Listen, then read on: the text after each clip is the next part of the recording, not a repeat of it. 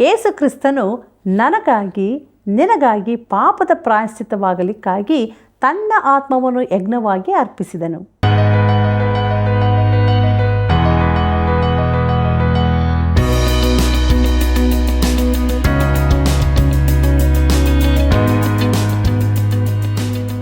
ಪ್ರೀತಿಯುಳ್ಳ ಆತ್ಮೀಯ ವೀಕ್ಷಕರೇ, ದೈವಾನ್ವೇಷಣೆ ಸತ್ಯವೇದ ಅಧ್ಯಯನ ಕಾರ್ಯಕ್ರಮಕ್ಕೆ ಪ್ರೀತಿಯ ಸುಸ್ವಾಗತ.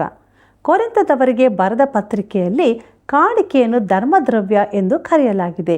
ಇದರ ಅರ್ಥವೇನು? ದೇವರು ಕೊಡುವಂತೆ ಕೊಡಲು ನಮಗೆ ಸಾಧ್ಯವಿದೆಯಾ? ನಾವು ಸಮತೂಕದವರಾಗಿರಬೇಕು. ಹೌದು ಪ್ರಿಯರೇ, ಈ ಎಲ್ಲ ಸತ್ಯಗಳನ್ನು ತಿಳಿದುಕೊಳ್ಳಲು ನಮ್ಮ ಅಧ್ಯಯನವನ್ನು ಪ್ರಾರ್ಥನಾಪೂರ್ವಕವಾಗಿ ಪ್ರಾರಂಭಿಸೋಣ. ಕರ್ತನಲ್ಲಿ ಪ್ರೀತಿಯುಳ್ಳ ಸಹೋದರ ಸಹೋದರಿಯರೇ, ನನ್ನನ್ನು ನಂಬುವ ಒಬ್ಬನಾದರೂ ಕತ್ತಲೆಯಲ್ಲಿ ಇರಬಾರದೆಂದು ನಾನು ಬೆಳಕಾಗಿ ಈ ಲೋಕಕ್ಕೆ ಬಂದಿದ್ದೇನೆ ಎಂಬುದಾಗಿ ಹೇಳಿದಂಥ ನಮ್ಮ ರಕ್ಷಕನಾದ ಯೇಸು ಕ್ರಿಸ್ತನ ಅತಿ ಮಹಿಮೆಯ ನಾಮದಲ್ಲಿ ನಿಮ್ಮೆಲ್ಲರಿಗೂ ನನ್ನ ಹೃದಯಪೂರ್ವಕವಾದ ಪ್ರೀತಿಯ ವಂದನೆಗಳು. ಪ್ರೀತಿಯುಳ್ಳ ದೇವಜನರೇ, ಕೊರಿಂಥದವರಿಗೆ ಬರೆದಂಥ 2ನೇ ಪತ್ರಿಕೆಯ 9ನೇ ಅಧ್ಯಾಯದ ಧ್ಯಾನಕ್ಕೆ ನಾವು ಬಂದಿದ್ದೇವೆ. ಈ ಅಧ್ಯಾಯದ ಮುಖ್ಯ ಪ್ರಸ್ತಾಪ ಯೆರೂಸಲೇಮಿನ ಬಡ ದೇವಜನರಿಗಾಗಿ ಕಾಣಿಕೆ ಸಂಗ್ರಹಣೆ ಎಂಬುದಾಗಿ. ಪ್ರಿಯರೇ, 8ನೇ ಅಧ್ಯಾಯದ ಪ್ರಸ್ತಾಪವೇ ಇಲ್ಲಿಯೂ ಮುಂದುವರಿಸಲ್ಪಟ್ಟಿದೆ. ಅಲ್ಲಿ ಕೊಡುವಿಕೆಯ ಕೃಪೆಯ ಕುರಿತಾಗಿ ಬರೆಯಲ್ಪಟ್ಟಿದೆ. ಕ್ರೈಸ್ತ ಕೊಡುಗೆ ಎಂದರೇನೆಂದು ಇಲ್ಲಿ ಹೇಳಿದೆ. ಕ್ರೈಸ್ತ ಕೊಡುವಿಕೆಯ ವಿವರಣೆ ಮುಂದುವರಿದಿದ್ದು ಎಂಬ ವಿಚಾರವನ್ನು ನೋಡೋಣ. ಕೊರಿಂಥದವರಿಗೆ ಬರೆದ 2ನೇ ಪತ್ರಿಕೆ 9ನೇ ಅಧ್ಯಾಯ ಮೊದಲಿನ 4 ವಚನಗಳನ್ನು ಗಮನಿಸಿರಿ. ಅಲ್ಲಿ ನಾವು ಹೀಗೆ ನೋಡುತ್ತೇವೆ: ದೇವ ಜನರಿಗೋಸ್ಕರ ನಡೆಯುವ ಸಹಾಯ ಕಾರ್ಯವನ್ನು ಕುರಿತು ನಿಮಗೆ ಬರೆಯುವುದಕ್ಕೆ ಅವಶ್ಯವಿಲ್ಲ. ನಿಮ್ಮ ಮನಸ್ಸು ಸಿದ್ಧವಾಗಿದೆ ಎಂಬುದು ನನಗೆ ಗೊತ್ತುಂಟು.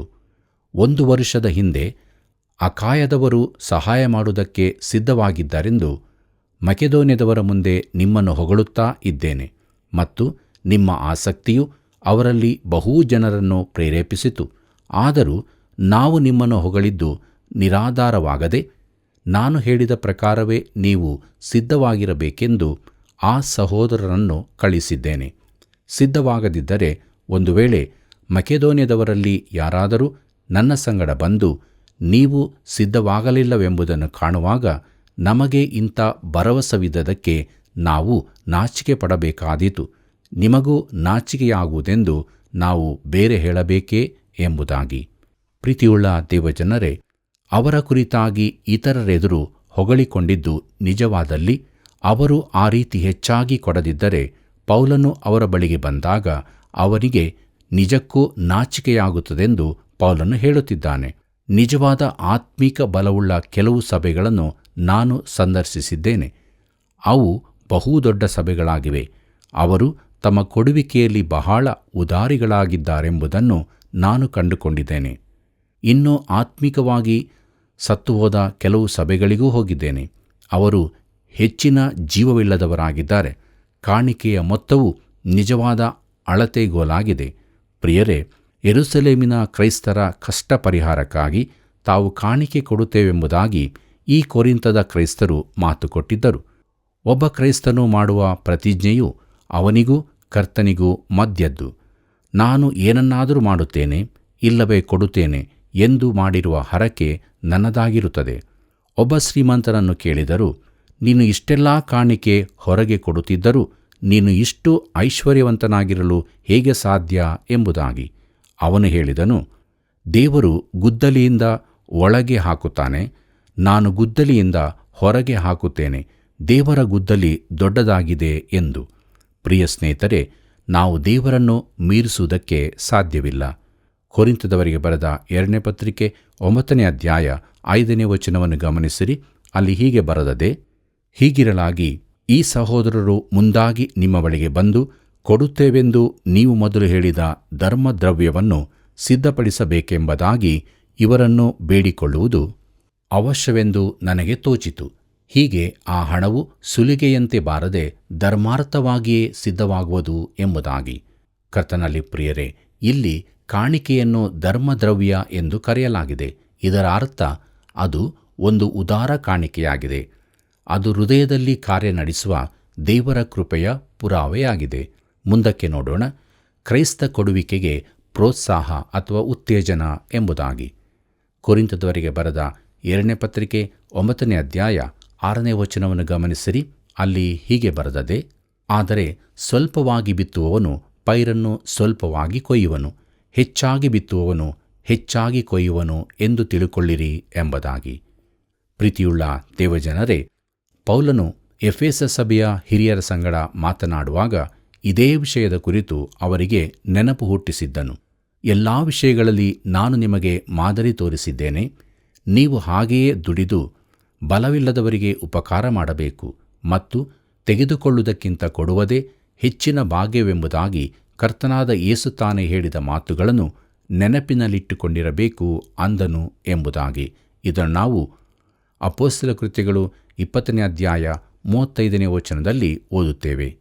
ತೆಗೆದುಕೊಳ್ಳುವುದಕ್ಕಿಂತ ಕೊಡುವುದೇ ಹೆಚ್ಚಿನ ಭಾಗ್ಯ ಎಂಬುದನ್ನು ನೋಡುವಾಗ ಈ ಮಾತನ್ನು ಕರ್ತನಾದ ಯೇಸು ಆಗಾಗ ಉಪಯೋಗಿಸಿದ್ದಾನೆ. ಅದು ಈಗ ಒಂದು ಹಗುರವಾದ ಮಾತಾಗಿ ಹೋಗಿದೆ. ಅದನ್ನು ತುಂಬ ಮಂದಿ ಹೇಳುತ್ತಾರೆ, ಅನುಸರಿಸುವವರು ಬಹಳ ಸ್ವಲ್ಪ ಜನ. ಭಾಗ್ಯ ಎಂಬ ಮಾತು ನಿಜವಾಗಿ ಸಂತೋಷದಾಯಕ ಎಂಬ ಅರ್ಥವನ್ನು ಕೊಡುತ್ತದೆ. ತೆಗೆದುಕೊಳ್ಳುವುದಕ್ಕಿಂತ ಕೊಡುವುದು ನಮಗೆ ಹೆಚ್ಚಿನ ಸಂತೋಷವನ್ನುಂಟು ಮಾಡುತ್ತದೆ. ನೀನು ಕೊಡುವಾಗ ಅದರಿಂದ ನಿನಗೇನು ಪರಿಣಾಮ ಉಂಟಾಗುತ್ತದೆ? ಇದು ನನಗೂ ನಿನಗೂ ಒಂದು ನಿಖರವಾದ ಪರೀಕ್ಷೆಯಾಗಿದೆ. ನಾವು ಸ್ವಲ್ಪವಾಗಿ ಬಿತ್ತುತ್ತೇವೋ, ನಮ್ಮ ಕೊಡುಗೆ ಅದೇ ರೀತಿಯದ್ದಾಗಿದೆಯೋ?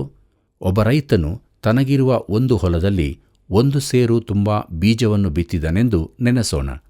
ಅದರಿಂದ ಒಳ್ಳೆಯ ಫಲವನ್ನು ಕೊಯ್ದನೆಂದು ನೆನೆಸೋಣ.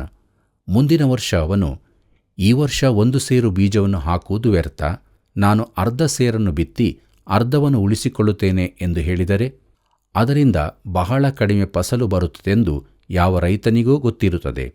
ಇಲ್ಲಿನ ನಿಯಮವೇನೆಂದರೆ, ಸ್ವಲ್ಪವಾಗಿ ಬಿತ್ತುವವನು ಸ್ವಲ್ಪವಾಗಿ ಕೊಯ್ಯುತ್ತಾನೆ ಎಂಬುದೇ. ಹೆಚ್ಚಾಗಿ ಬಿತ್ತುವವನು ಹೆಚ್ಚಾಗಿ ಕೊಯ್ಯುತ್ತಾನೆ.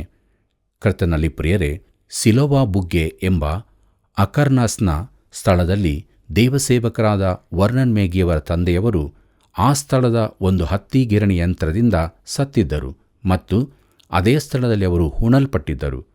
ಆ ದಿನಗಳಲ್ಲಿ ಯಾರಾದರೂ ಮರಣವಾದರೆ ಆ ಮನೆಗೆ ಹತ್ತಿರದ ಮನೆಯವರು ಊಟ ಕಳಿಸುವುದು ಅಲ್ಲಿನ ಪದ್ಧತಿಯಾಗಿತ್ತು. ಆ ಸಮಯದಲ್ಲಿ ಅವರಿಗೆ ಕಳಿಸಲ್ಪಟ್ಟ ಒಳ್ಳೆ ಆಹಾರ ಪದಾರ್ಥಗಳ ನೆನಪು ದೇವಸೇವಕರಿಗೆ ಇಂದಿಗೂ ಇದೆ. ಒಂದು ದಿನ ಪ್ರಾರ್ಥನಾ ಕೂಟಕ್ಕೆ ಬಂದ ಒಬ್ಬರು ಮಹಿಳೆ ಹೇಳಿದರು, ನಾನು ಚಿಕ್ಕ ಹುಡುಗಿಯಾಗಿದ್ದಾಗ ನನ್ನ ತಾಯಿ ತುಂಬ ಆಹಾರ ಸಿದ್ಧಪಡಿಸಿ ನಿಮ್ಮ ಮನೆಗೆ ಕಳಿಸಿದ್ದು ನನಗೆ ನೆನಪಿದೆ. ಅನೇಕ ವರ್ಷಗಳ ಬಳಿಕ ನಾನು ನಿಮ್ಮ ಪ್ರಸಂಗ ಕೇಳುತ್ತೇನೆಂದು ನನಗೆ ಗೊತ್ತಿರಲಿಲ್ಲ. ನಾವು ನಿಮಗೆ ದೈಹಿಕ ಆಹಾರವನ್ನು ಕೊಟ್ಟೆವು, ಈಗ ನೀವು ನಮಗೆ ಆತ್ಮಿಕ ಆಹಾರ ಕೊಡುತ್ತಿದ್ದೀರಿ ಎಂದು. ಅವರು ಸ್ವಲ್ಪವಾಗಿ ಬಿತ್ತಲಿಲ್ಲ, ಹೆಚ್ಚಾಗಿ ಬಿತ್ತಿದರು. ಈಗ ಸಮೃದ್ಧಿಯಾಗಿ ಕೊಯ್ಯುತ್ತಿದ್ದಾರೆಂದು ದೇವಸೇವಕರು ತಿಳಿದುಕೊಂಡರು. ಕರ್ತನಲ್ಲಿ ಪ್ರಿಯರೇ, ನಮ್ಮ ಜೀವಿತದ ಎಲ್ಲ ಕ್ಷೇತ್ರಗಳಲ್ಲೂ ಇದೊಂದು ಸತ್ಯವಾದ ನಿಯಮವಾಗಿದೆ. ನಮ್ಮಲ್ಲಿ ಕೆಲವರು ತುಂಬ ಬಡವರಾಗಿರುವುದಕ್ಕೆ ಕಾರಣ ನಾವು ಕರ್ತನೊಂದಿಗೆ ವ್ಯವಹರಿಸುವಾಗ ತುಂಬ ಕೈ ಹಿಡಿತ ಮಾಡುತ್ತೇವೆ. ಕೊರಿಂಥದವರಿಗೆ ಬರೆದ 2ನೇ ಪತ್ರಿಕೆ 9ನೇ ಅಧ್ಯಾಯ 7ನೇ ವಚನವನ್ನು ಗಮನಿಸಿರಿ.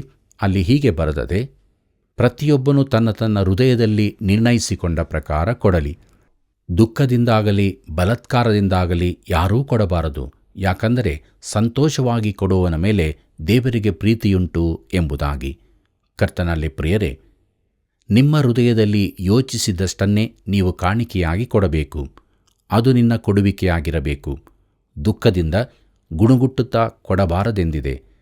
ದೇವರು ದುಃಖದಿಂದ ಕೊಡುವುದನ್ನು ಎಂದಿಗೂ ಮೆಚ್ಚುವುದಿಲ್ಲ. ಅದರ ಅರ್ಥವೇನು? ನೀನು ನಿನಗಾಗಿ ಉಳಿಸಿಕೊಳ್ಳಲು ಆಶಿಸುವ ಒಂದು ಚಿಕ್ಕಾಸು ಕೂಡ ದೇವರಿಗೆ ಬೇಕಾಗಿಲ್ಲ. ಒಂದು ವೇಳೆ ನೀನು ಹೇಳಬಹುದು, ನಾನು ಸಭೆಯಲ್ಲಿ ಒಬ್ಬ ಸಭಾಧಿಕಾರಿಯಾಗಿದ್ದೇನೆ, ಕೊಡುವಂಥದ್ದು ನನ್ನ ಕರ್ತವ್ಯವಾಗಿದೆ ಎಂದು. ನಾನು ಈ ಸಭೆಯ ಸದಸ್ಯ, ನನಗೆ ಜವಾಬ್ದಾರಿ ಇದೆ ಎಂದು.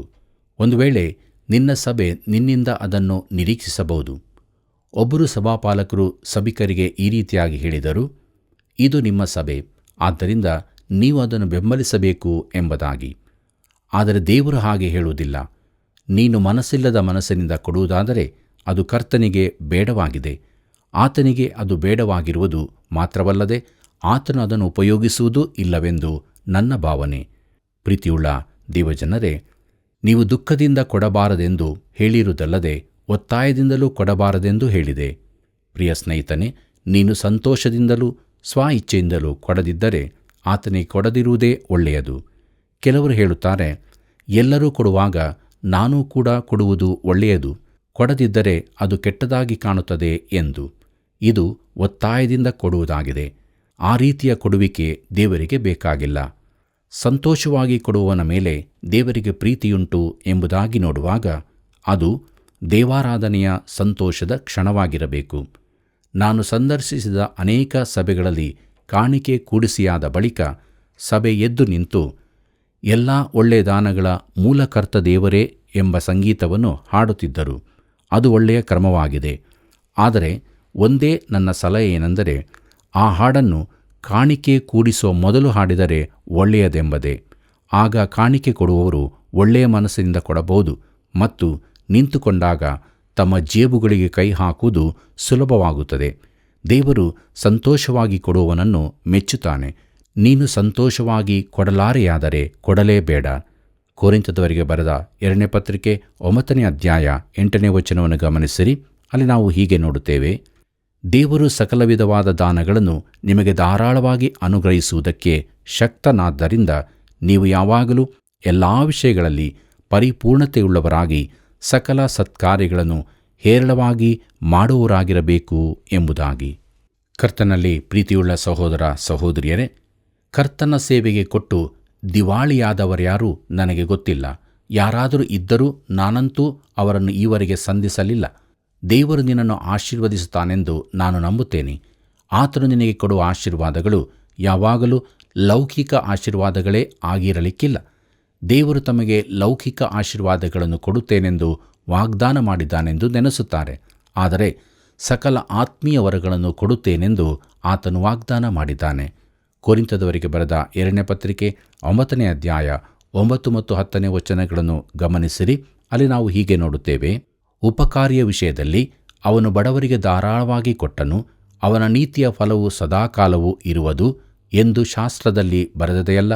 ಬಿತ್ತುವವನಿಗೆ ಬೀಜವನ್ನು, ಉಣ್ಣುವವನಿಗೆ ಆಹಾರವನ್ನು ಕೊಡುವಾತನು ನಿಮಗೂ ಬಿತ್ತುವುದಕ್ಕೆ ಬೀಜವನ್ನು ಕೊಟ್ಟು ಹೆಚ್ಚಿಸಿ ನಿಮ್ಮ ಧರ್ಮ ಕಾರ್ಯಗಳಿಂದಾಗುವ ಫಲಗಳನ್ನು ವೃದ್ಧಿಪಡಿಸುವನು ಎಂಬುದಾಗಿ. ಪ್ರೀತಿಯುಳ್ಳ ಸಹೋದರ ಸಹೋದರಿಯರೇ, ಇದು 112ನೇ ಕೀರ್ತನೆಯ 1 ವಚನವಾಗಿದೆ.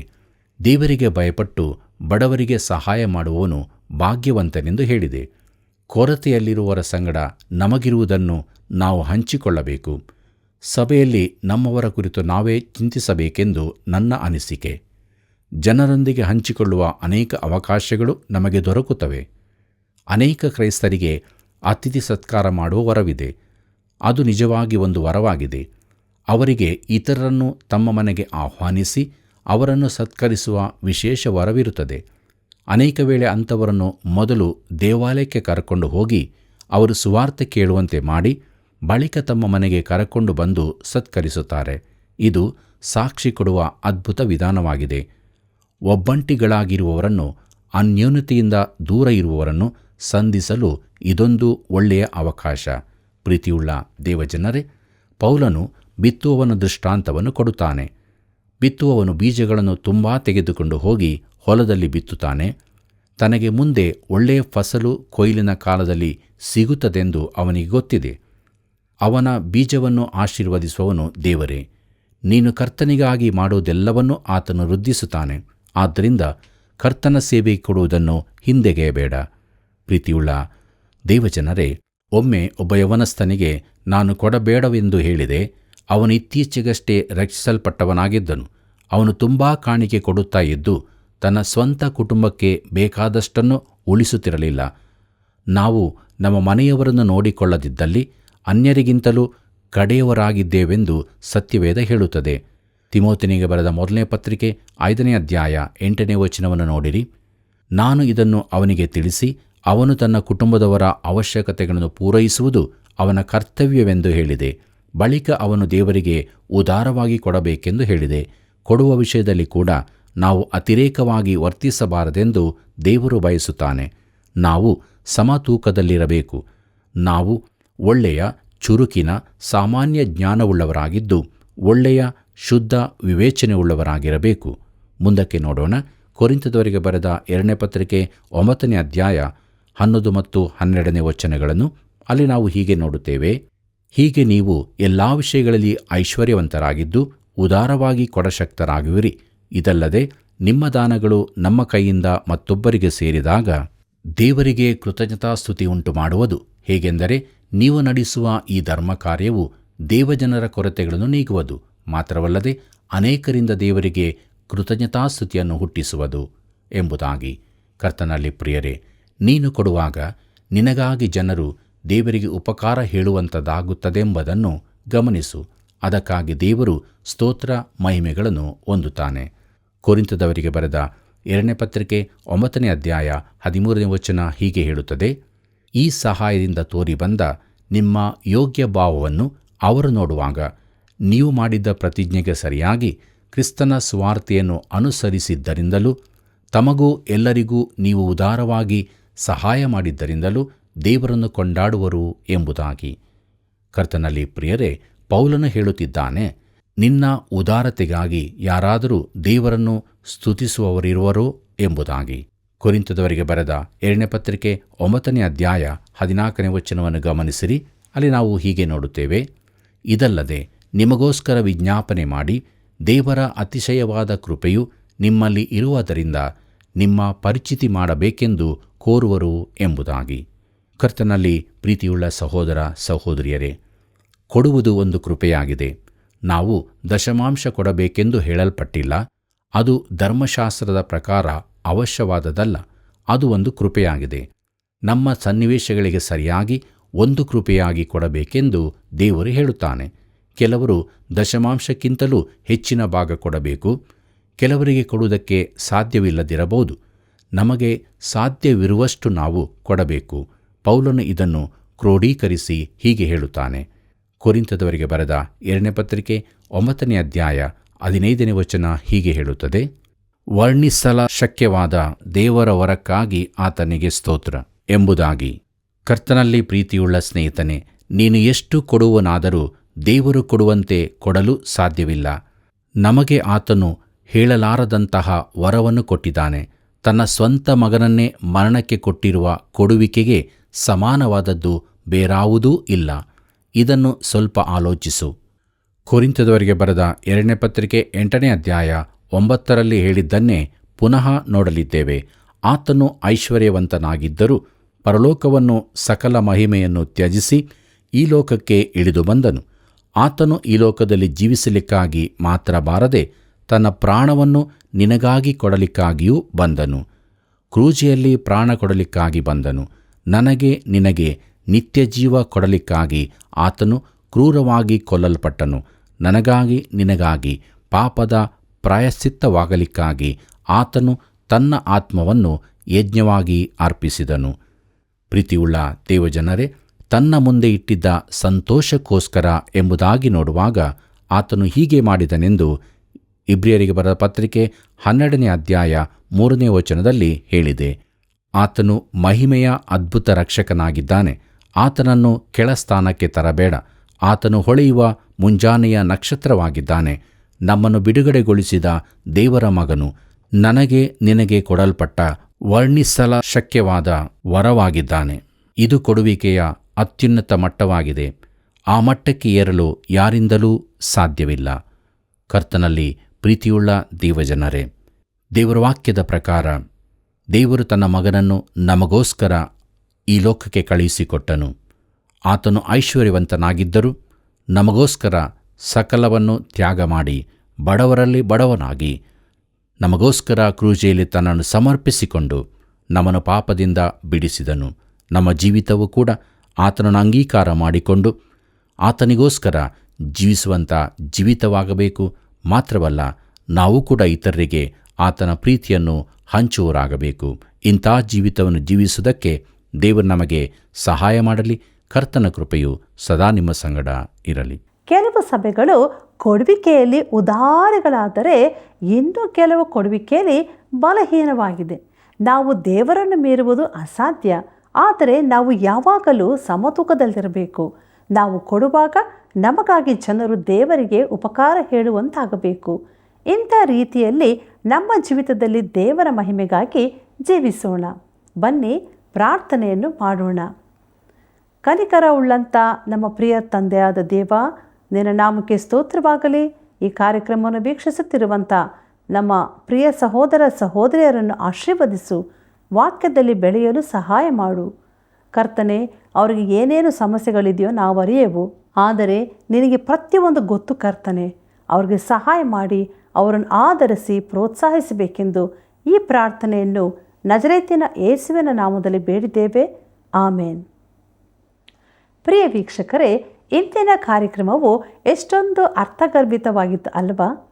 ನೀವು ಹೊಂದಿದ ಆಶೀರ್ವಾದಗಳನ್ನು ಹಿಂದೆ ನಮಗೆ ಕರೆ ಮಾಡಿ ತಿಳಿಯಪಡಿಸಿರಿ. ಮತ್ತೆ ಸಂಧಿಸೋಣ. ವಂದನೆಗಳು.